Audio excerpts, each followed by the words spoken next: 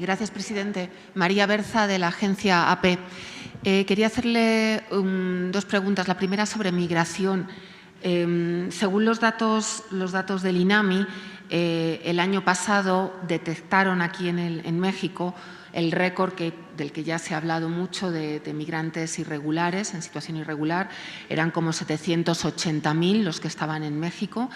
Y según los datos del INAMI también, solamente hubo 50.000 retornos, menos de la mitad del año previo, que no se había llegado ni siquiera a los 500.000 migrantes. Este año parece que las cifras siguen en aumento, ya llevan casi cercano al 500.000 de migrantes en situación irregular aquí en México y los retornos siguen bajando. Hay como 10.000 retornos según los últimos datos del INAMI. Entonces, mi pregunta era el por qué. Bueno, muchos hemos estado ahora mismo en el sur, un equipo de la agencia. Los migrantes en Villahermosa se quejaban, se sienten mareados por las autoridades mexicanas porque algunos los han devuelto del norte al sur hasta en 6 ocasiones. Se están movilizando, solamente como 140.000 el año pasado pidieron refugio aquí en México, con lo cual hay más de 500, 600.000 migrantes el año pasado que o están aquí en México pues dando vueltas o pretenden llegar a Estados Unidos. Mi pregunta sería el porqué de estos movimientos internos que están agotando a los migrantes, por qué esta estrategia y si es la política que van a continuar ahora cuando muchos trabajadores del sector de la migración temen que haya más devoluciones a raíz de la última orden del presidente Biden. Bueno, es un tema permanente el relacionado con la migración. Hay comunicación con el gobierno de Estados Unidos. Ellos están tomando decisiones como esta última relacionada con lo del asilo, pero no ha habido en 5 meses un desbordamiento del flujo migratorio. En los últimos 5 meses tuvimos una situación delicada en diciembre del año pasado, pero vamos a decir que sin que se aplique una política como la que estamos proponiendo desde hace años de atender las causas de la migración, no ha habido mayores flujos migratorios. Y donde tenemos más dificultad es con países en los que Estados Unidos no quiere buscar salidas, acuerdos, porque hay presiones políticas, más ahora que van a haber elecciones. Me refiero al caso de Cuba, al caso de Venezuela, desde luego Haití, Nicaragua y también Guatemala últimamente. Y en el caso de Guatemala hay muy buenas posibilidades de llegar a un acuerdo para el desarrollo de Guatemala, lo estamos impulsando, pero se tardan mucho en actuar y cuesta trabajo que se entienda, que se internalice y además que se lleve a la práctica una política de atención a las causas de la migración. Entonces, porque eso no lo han hecho nunca. Bueno, hubo un plan en la época del presidente Kennedy, de Alianza para el Progreso, pero desde entonces todos los planes tienen que ver con lo militar, como el Plan Mérida, el Plan Colombia, cooperación contra las drogas,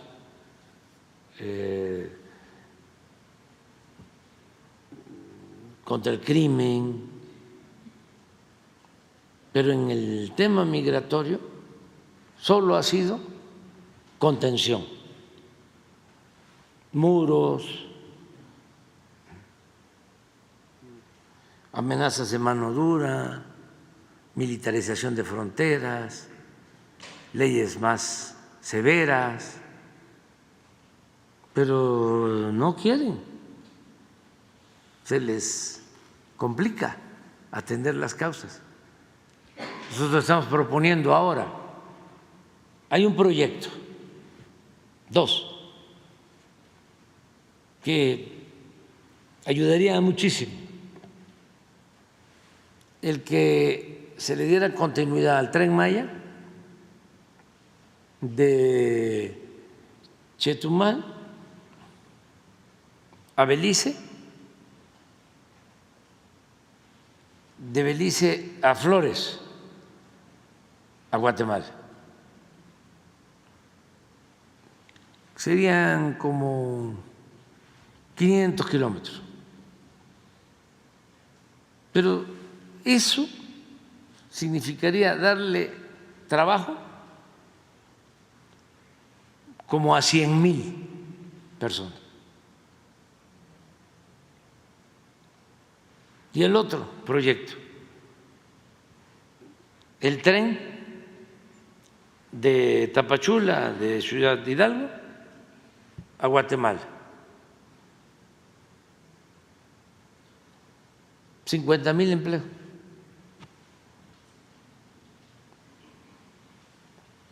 Más todo lo que significa el plan de reforestación de la selva.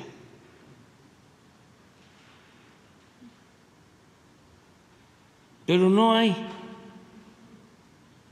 inversión en eso. Entonces, hay que estar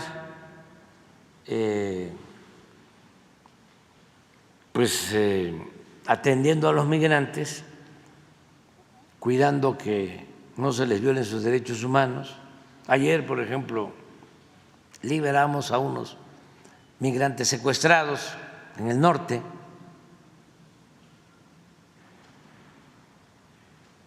A ver si tenemos, hoy lo vimos en la mañana. Presidente, pero ¿usted considera que mover esos migrantes, al margen de que usted ha dicho que está en negociaciones políticas, ¿no?, por el tema de que hagan directamente Estados Unidos las devoluciones a países como Venezuela y Cuba, eso ha quedado claro, y también su constante énfasis en las raíces del problema? Pero además de eso, ¿considera que mover a los migrantes para que no se desborde la frontera norte, moverlos constantemente hacia el sur, es defender sus derechos humanos? Estamos cuidándolos. ¿Y esa es la política que se va a seguir haciendo ahora que previsiblemente van a aumentar las devoluciones, o México se ha comprometido a recibir más migrantes aparte de los 30,000? Es que no ha crecido el número de deportados. Hay que tener cuidado con eso, sobre todo en esta temporada, porque un partido u otro utilizan eso. Pero siguen entrando desde el sur y, como usted dice, hay muchos. Le voy a mostrar los números para que tratemos de ser lo más objetivos posibles y no nos arrastren en sus políticas. No, te pedí lo de… Hay una… No, son dos cosas. No, hoy en la reunión de seguridad, Rosa Isela habló de una detención, no sé si en Juárez o en Tijuana,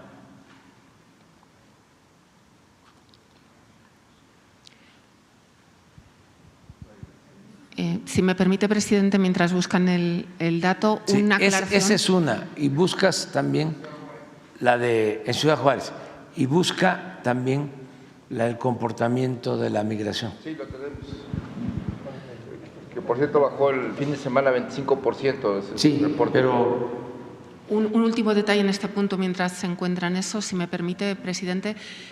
Usted decía que Estados Unidos siempre pide contención, pero México está conteniendo a los migrantes al final en el sur con estos movimientos. ¿Hasta cuándo va a poder México mantener esa presión de migrantes en el sur sin que se les desborde la situación en el sur? Que Es que nosotros tenemos una política de atención a los trabajadores y los que quieren quedarse en México lo pueden hacer. México, y eso a veces no se toma en cuenta en el análisis, es el segundo país en el mundo con menos desempleo. Le voy a dar un dato así, preciso. Hay 35,000 guatemaltecos trabajando en Quintana Roo. O sea, a nosotros no se nos va a desbordar, ¿no?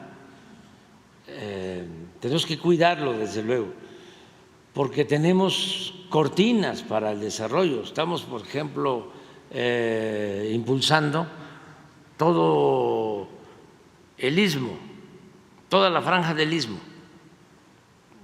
Son 10, 12 parques industriales en el istmo y son cortinas de desarrollo porque es empleo.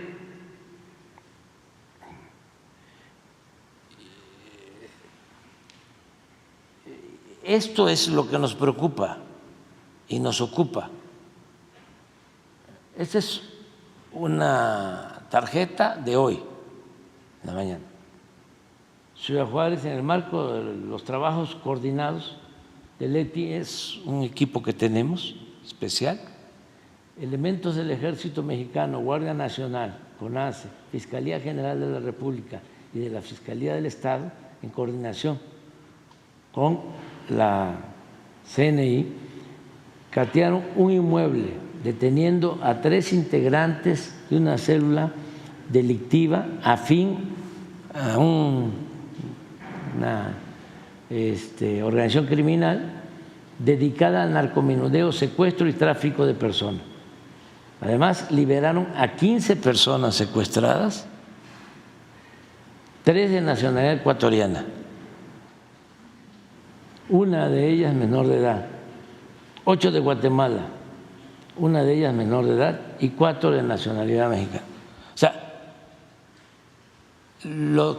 eso tiene que ver también el por qué nos importa mucho con todo lo que significa de atención, de cuidado, mantener a migrantes en el sureste, porque la travesía hacia el norte es muy riesgosa, es donde tenemos más problemas, inclusive problemas de accidentes de camiones con migrantes. Estamos constantemente impidiendo que en tráiler trasladen a migrantes, porque hay volcaduras, o sea, pérdida de vidas humanas. O sea, esa es nuestra labor humanitaria. Y es lo que van a seguir haciendo, entiendo. Y lo vamos entonces a seguir haciendo. Y lo que estamos buscando ahora es que si van a deportar de Estados Unidos a Cuba, que lleguen a un acuerdo. Incluso hay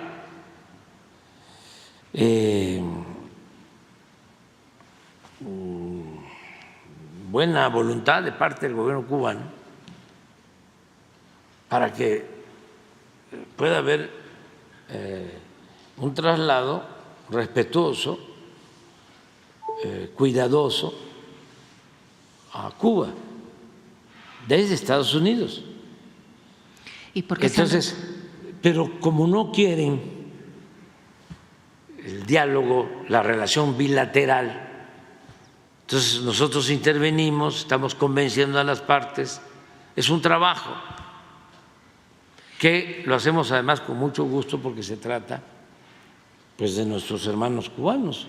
¿Y por qué se han reducido tanto los retornos desde México cuando se han multiplicado las entradas? ¿Por qué se han reducido tanto? Porque no se han incrementado mucho. Ahorita vas a ver. No, los retornos han disminuido, tiene usted toda la razón. O sea, solamente se han retornado como 10.000 personas este mes y la mayoría centroamericanas. ¿Por qué ya no se retornan ni cubanos ni venezolanos? O sea, sí. Mira, ¿pero cuál es la razón de ese pico de 12.000 diarios?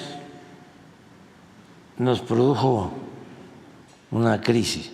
No, me refería a que por qué México no está retornando a personas en situación irregular. Porque lo hacemos poco a poco, cuidamos de que sea voluntario, estamos también ayudándolos para que, no lleguen a su país y qué van a hacer. Estamos procurando que puedan tener asistencia. Nosotros estamos destinando alrededor de $100 millones en programas de bienestar para migrantes. Destinamos más dinero nosotros que lo que destina el gobierno de Estados Unidos en esto.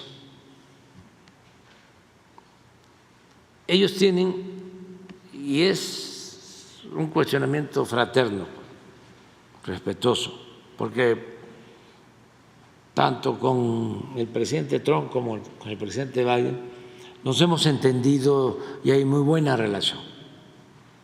Es extraordinaria la relación con el presidente Biden y son respetuosos de nuestra soberanía. Pero les cuesta trabajo. Y no es un asunto solo de ellos, son las agencias, lo que hace el Departamento de Estado, lo que hace el Departamento de Justicia, el Congreso, no, posturas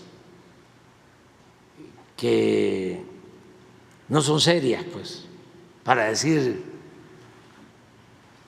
decirlo amablemente.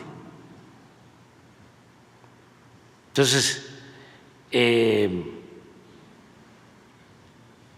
ellos, por ejemplo, no salen de su esquema de entregar apoyos a países de Centroamérica, del Caribe, de América Latina, mediante la llamada sociedad civil. Independientemente de otras cosas, porque aquí le dan dinero a esta asociación civil de Claudia X González, que se dedica durante toda la campaña y desde antes, ¿no?, atacarnos. O sea, ¿para qué le dan dinero? ¿Para atacar a un gobierno legal, legítimamente constituido? Entonces, ¿cuál es el propósito? ¿Ayudar al desarrollo de los pueblos de otros países o tener injerencia, una política injerencista?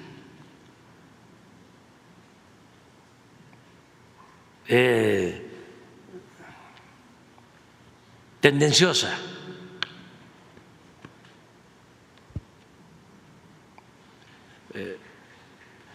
Eso es de procedimiento.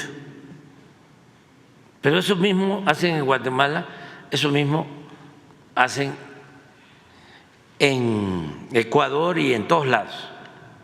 Es lo mismo. Entonces, estamos ayudando a organizaciones no gubernamentales. Nada más en eficacia. ¿Qué sucede con estas organizaciones? Es un poco lo que sucede y es la crítica que debe hacerse a los organismos internacionales como la ONU y la OEA. ¿Qué sucede? Que ese dinero se queda en aparatos. Los que trabajan en las organizaciones no gubernamentales puede ser que ganen más que lo que yo gano. Bueno, Claudio se asignó un sueldo mensual de 300,000 pesos. Yo gano 140, 130, no sé. Por poner un ejemplo. Entonces, ser de una organización no gubernamental, ¿sí?, pertenecer a una organización de derechos humanos, de medio ambiente, de cultura, etcétera, etcétera, etcétera, de la ONU o de la OEA, son 300, 400,000 pesos mensuales. Entonces, pero es para ayudar a los habitantes de un país. ¿Dónde se queda ese dinero? Además, no es mucho. Es para simular de que hay cooperación. ¿Pero dónde se queda la mayor cantidad de ese dinero? En esos aparatos. Traen carros de lujo, viven en los mejores hoteles. Entonces, todo eso requiere una revisión, pero estamos hablando de minucias. En el fondo, es que deben de destinar recursos suficientes, porque hagamos la cuenta, ¿cuánto destinan para las guerras en el mundo y cuánto destinan para atender el fenómeno migratorio? Ahí se los dejo de tarea. Este año, o los últimos meses, o el año pasado,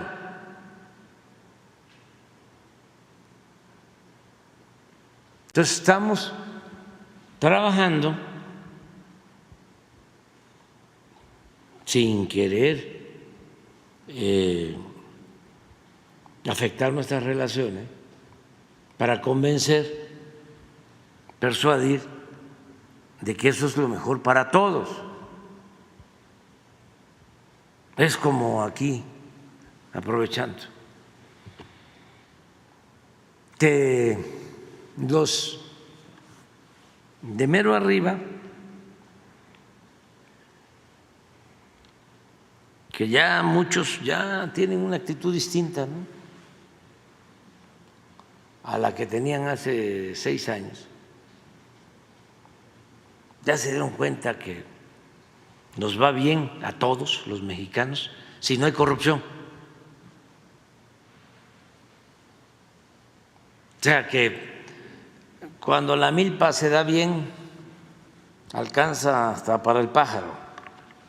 Ya muchos ya lo entendieron, pero hay quienes todavía, ahora que propusimos las reformas, hay una que les dio salpullido, la del Poder Judicial. ¿Por qué? Si lo que queremos es que el pueblo elija a los jueces, a los magistrados y a los ministros para buscar de esa manera una renovación tajante del Poder Judicial, porque su principal problema es la corrupción. Entonces, se resisten a eso.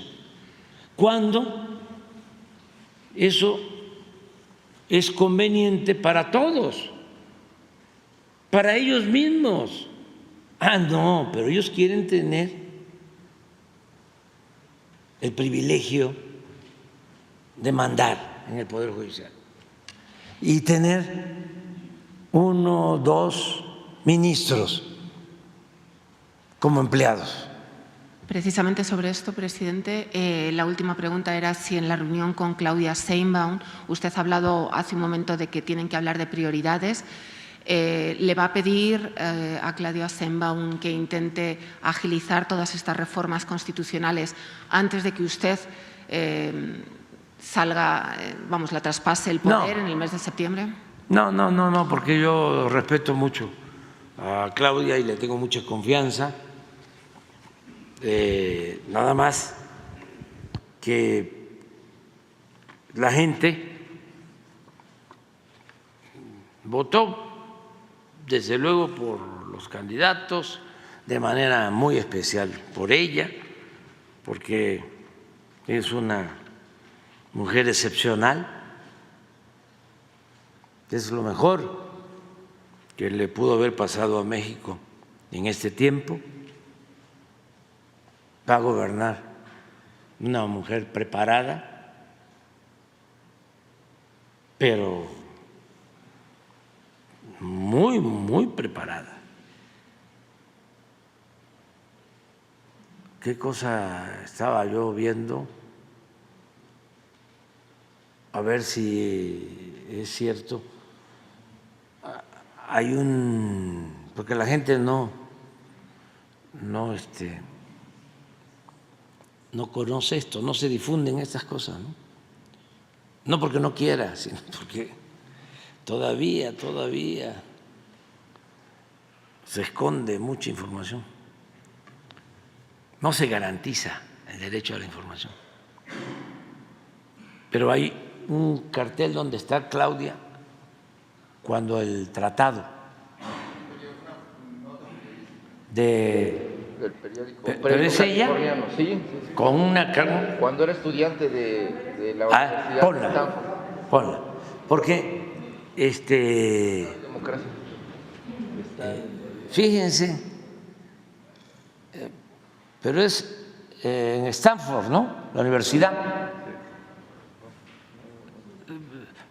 Independientemente de que se trata de una universidad de Estados Unidos afamada, importante, lo que dice, o sea, cómo se combina quien va a ser la próxima presidenta de México, ¿sí?, su preparación con los ideales, porque esto es de el 91. ¿Cuántos años tiene? 33 años. 33 años. Aquí está.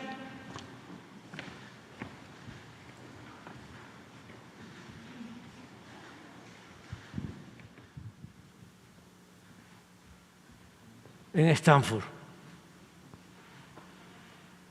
Creo que fue Salinas. Sí. Comercio. Sí. ¿Y qué dice aquí los que hablan inglés? ¿Qué dice? Ayúdenme.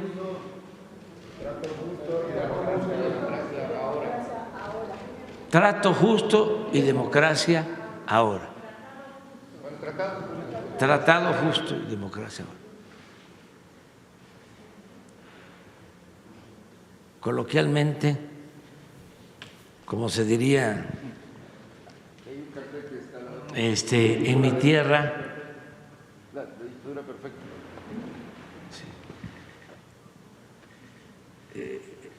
¿en dónde lo vas a agarrar, primo hermano? ¿En dónde? O sea,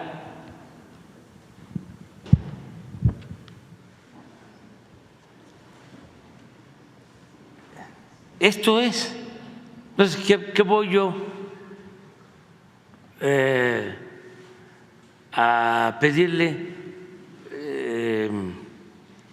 Continúa con la transformación, pues ella es parte, protagonista, actora de este proceso de transformación, como millones de mexicanos.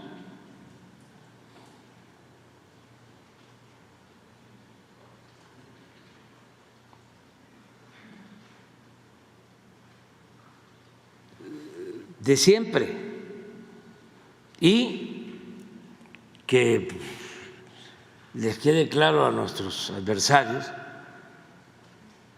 además de ser una mujer inteligente, honesta, con mucha capacidad de gobierno,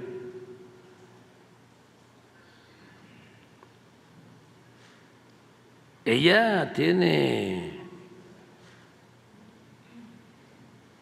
mucho criterio y mucha autoridad, sobre todo autoridad moral y autoridad política.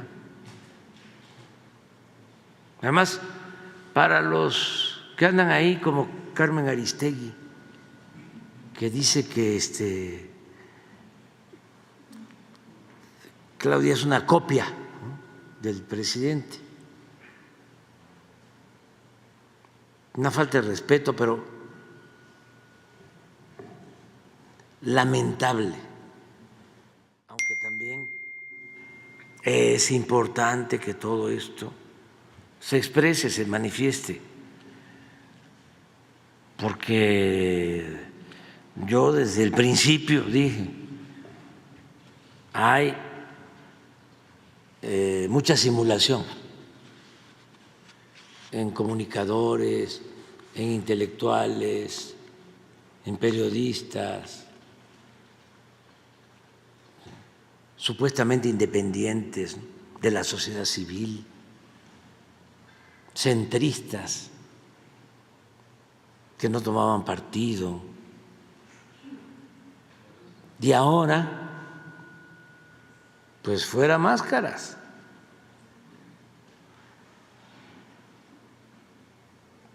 Porque mucha gente creyó de que Carmen Aristegui era una periodista profesional, verdaderamente independiente, no simpatizante del conservadurismo. Y todo eso